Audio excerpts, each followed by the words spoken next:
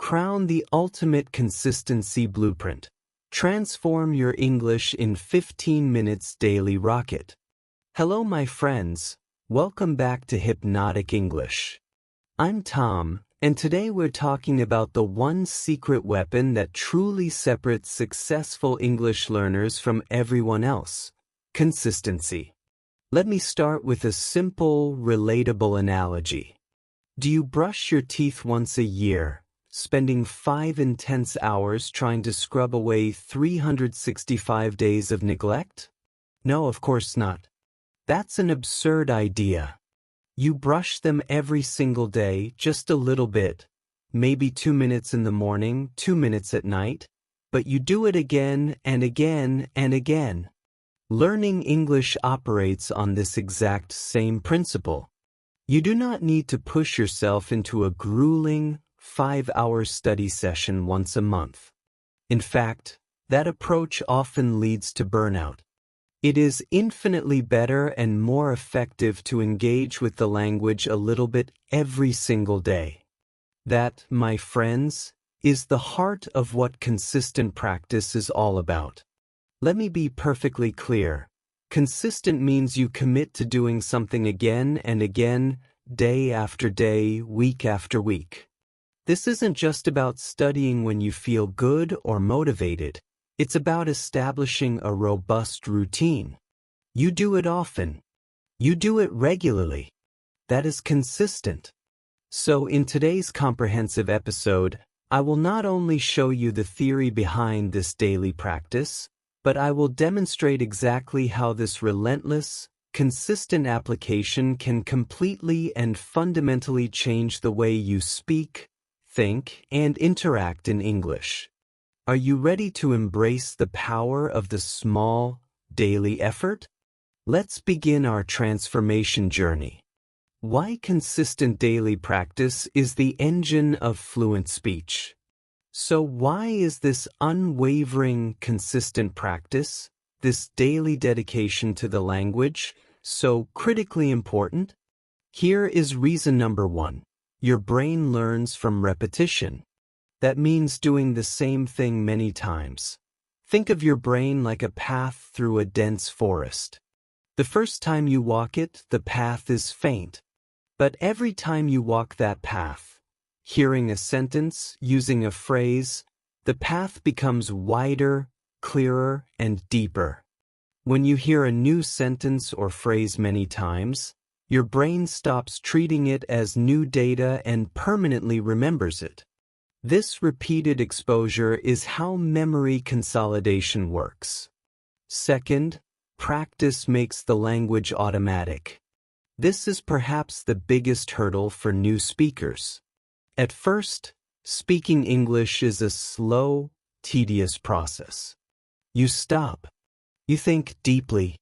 You translate word for word from your native language.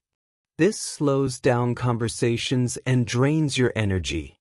But if you practice every day, even for a short time, your vocal muscles and your cognitive pathways learn what to say without conscious effort. You begin to access vocabulary and grammar instantly. You speak faster, and crucially, you feel more free and fluid in your expression. Right? Third, and perhaps most valuable, you feel more confident. Confidence isn't born, it's built. It means you genuinely believe in your own capabilities. You are no longer afraid of making mistakes, and you are willing to try. When you practice English every day, your successful interactions accumulate, and your confidence grows organically, step by tiny step. So, let's establish this core principle.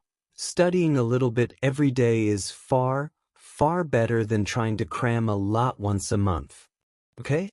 This is the proven power of consistent practice. And this is the only way you truly start to transform your English, to fundamentally change your command of the language. Okay? This transformation doesn't happen in one big, overwhelming day, but in manageable, small steps taken every single day. As I have always stressed in previous episodes, committing even just 10 to 15 minutes a day to focus practice can guarantee significant, measurable growth over time. The 5 high-impact activities for your 15-minute power session.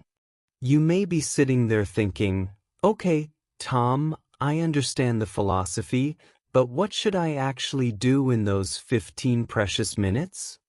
That's a great question. Let me give you 5 simple, yet incredibly high-impact things you can do. You can choose one activity to focus on, or you can mix and match to do more if you have extra time or energy. First, listen to English. This is a foundational step, and it's really important. You can easily listen to one short podcast episode, a brief audio story, or a clip from a video. The key is to choose something specifically designed for English learners, or a topic you genuinely find interesting. It can be a simple story, a short talk about a daily event, or a recorded conversation. Here's the key: you absolutely don't need to understand everything. Just relax, listen passively, and try to catch some familiar words or the overall mood.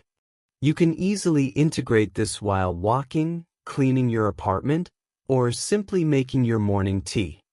Here is the second, highly active thing you can do. Shadow a short sentence.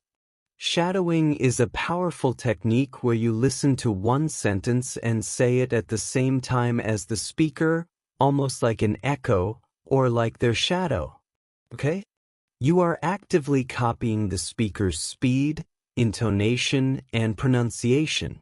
As a bonus, we have several episodes right here on this channel specifically designed for shadowing practice.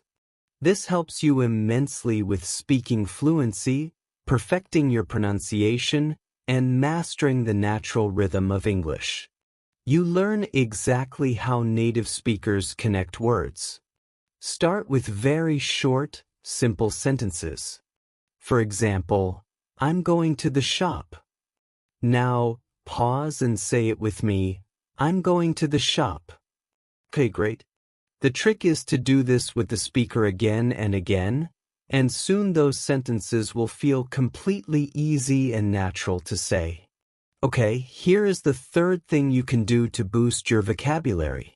Read a short story or a news article. Choose something simple that matches your current reading level. It can be just one short story or one brief news piece. Crucially, read slowly. Okay?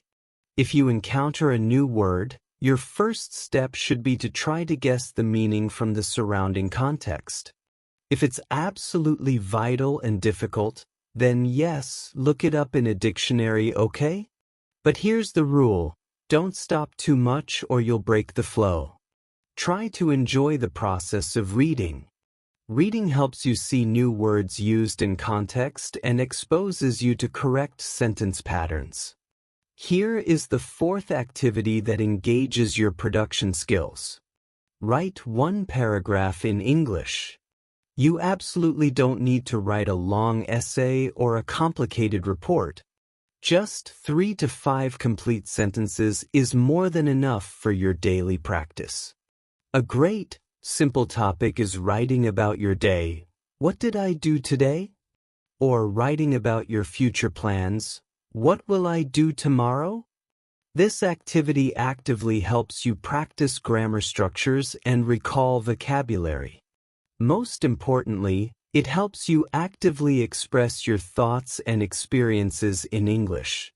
For example, today I went to the park. I saw my friend. We had coffee. It was sunny. All right. Here is the final and most fearless thing you can do in your 10 to 15 minutes. Talk to yourself out loud. Yes, literally talk to yourself in English. You can and should do this at home, perhaps while doing chores. No one needs to hear you, so there is zero pressure. Just speak out loud about what you are currently doing in the moment. For example, I'm making breakfast now. I'm putting on my shoes. I'm going to work. This simple, continuous narration helps you bypass the translation step and start thinking in English. Okay? It helps you feel significantly more comfortable and familiar with the physical act of speaking. The real-world transformation, day 1 to month 1. So, you commit to practicing English today. You listen to a podcast. You read a short story. You write 5 sentences. What happens next?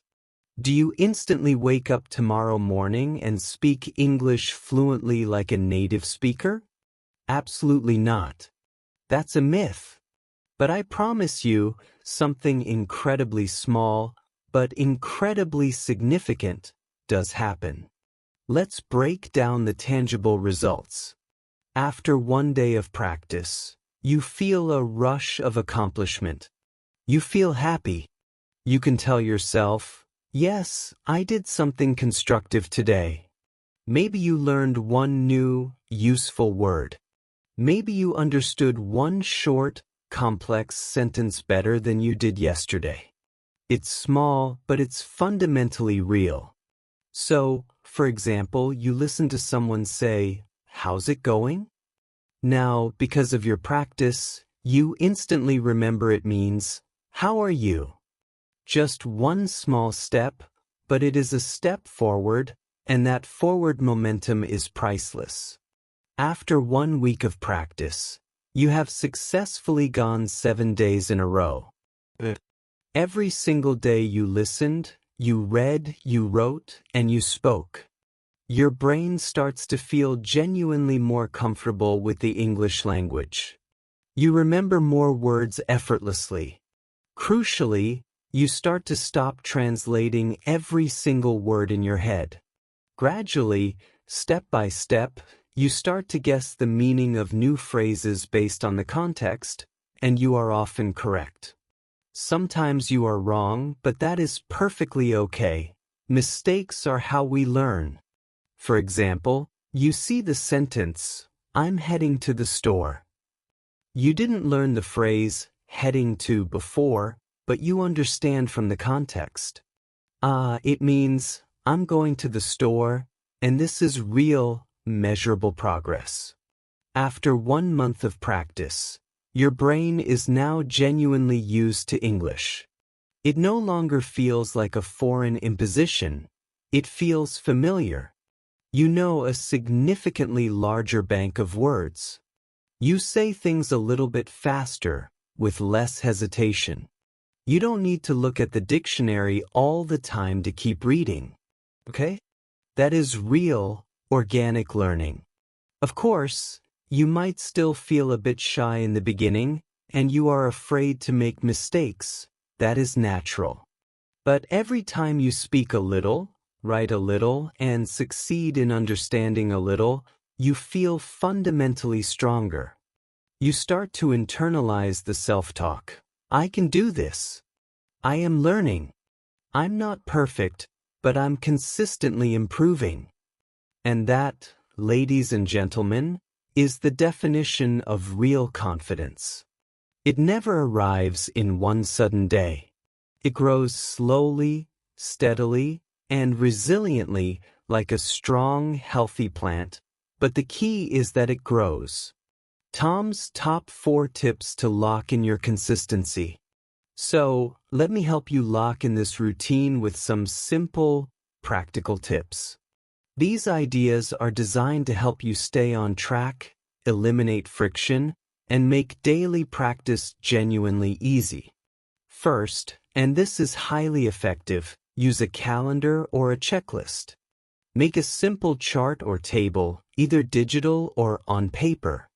Write down the days, Monday, Tuesday, Wednesday. Then, write down and tick off exactly what you did. I listened to a podcast. I read a story. I shadowed a sentence. When you physically see your accumulated progress, it provides a massive shot of dopamine.